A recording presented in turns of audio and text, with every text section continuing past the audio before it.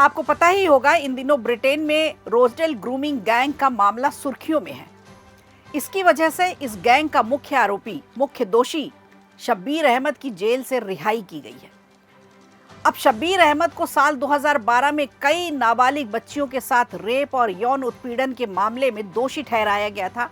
अदालत ने उसे 22 साल की सजा सुनाई थी, लेकिन अब 14 साल की सजा उसकी पूरी हो चुकी है और 14 साल की सजा जेल में रहने के बाद अब उसे रिहा कर दिया गया है।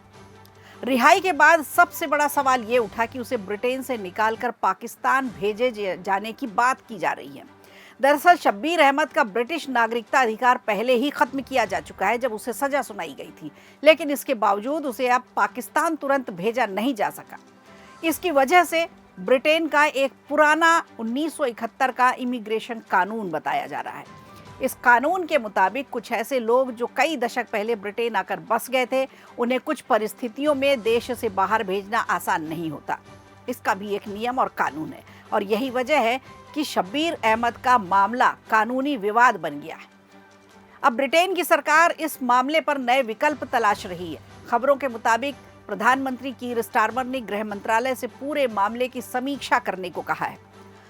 साथ ही पाकिस्तान सरकार से भी बातचीत करने की कई बात हो रही है ताकि कानूनी रास्ता इसे लेकर के निकाला जा सके। कुछ रिपोर्ट्स आ रही हैं, वो ये बताती हैं, जिनमें कहा गया है कि अगर ज़रूरत पड़ी तो ब्रिटेन पाकिस्तान पर वीज़ा नियमों को सख्त करने जैसे कदमों पर भी विचार कर सकता है।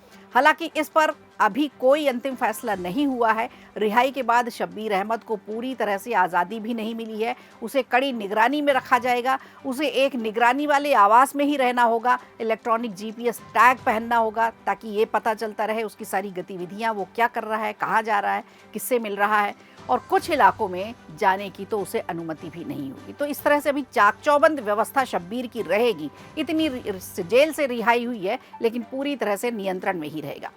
अब किसी भी नाबालिग से संपर्क में भी नहीं रहेगा वो, उस पर भी कानूनी शर्तें लागू रहेंगी। इस फैसले से कई पीड़ित और उनके परिवार नाराज हो गए हैं, जिनकी बच्चियों के साथ यौन शोषण हुआ था, जिनकी बच्चियों के उत्पीड़न के बाद इसे 22 साल की सज़ा सुनाई गई थी और 14 साल की सज़ा के बाद इसे जब रिहा किया गया तो परिवार में नाराज़गी है, परिवार दुखी है। उनका कहना है कि उन्हें पहले भरोसा दिलाया गया था कि दोषी को देश से बाहर भेज दिया जाएगा, अब उसकी रिहाई से वो खुद उसे असुरक्षित महसूस कर रहे हैं।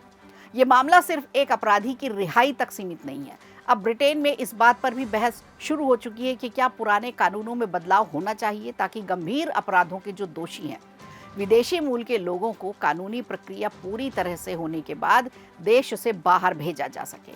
यानी किसी और देश से आकर के कोई वहाँ बस जाता है ब्रिटेन में और उसके बाद गंभीर अपराध में शामिल होता है, सज़ा होती है, दोषी पाया जाता है, तो क्या उसे देश में रखना चाहिए या उसे तुरंत देश से बाहर भेज देना चाहिए। अब इस पर बहस छिड़ गई है क्योंकि ब्रिटेन के लोग चाह रहे हैं कि शब्बीर अहमद जैसे कोई भी अपराधी ब्रिटेन में ना रहे। आने वाले दिनों में ये मामला ब्रिटेन की राजनीति में गरमा सकता है। कानूनी व्यवस्था पर बातचीत होगी, सवाल उठेंगे और अब ये दोनों के लिए एक बड़ी कड़ी परीक्षा का सबब भी बन सकता है। तो अब देखने वाली बात होगी कि शब्बीर अहमद को पाकिस्तान भेजा जाएगा वापस या ब्रिटेन में उसे कानून के तौर पर किस तरह से रखा जाएगा, उसकी सज़ा किस तरह से रखी, क्योंकि एक तरफ ब्रिटेन की जनता है, दूसरी तरफ ब्रिटेन का कानून है। तो कानून और जनता दोनों के बीच में शब्बीर अहमद का मामला फंस गया है और शब्बीर अहमद जैसे और भी अपराधी हैं जिन पर ये कानून लागू होगा। देखने वाली बात होगी कि अब इस पर आखिर क्या फैसला आता है, किसे क्या बातचीत होती है, इसका ये फैसला किस दिशा में जाता है। वीडियो अच्छा लगा हो तो लाइक कीजिए, शेयर कीजिए और कमेंट बॉक्स में हमें ज़रूर बताइए।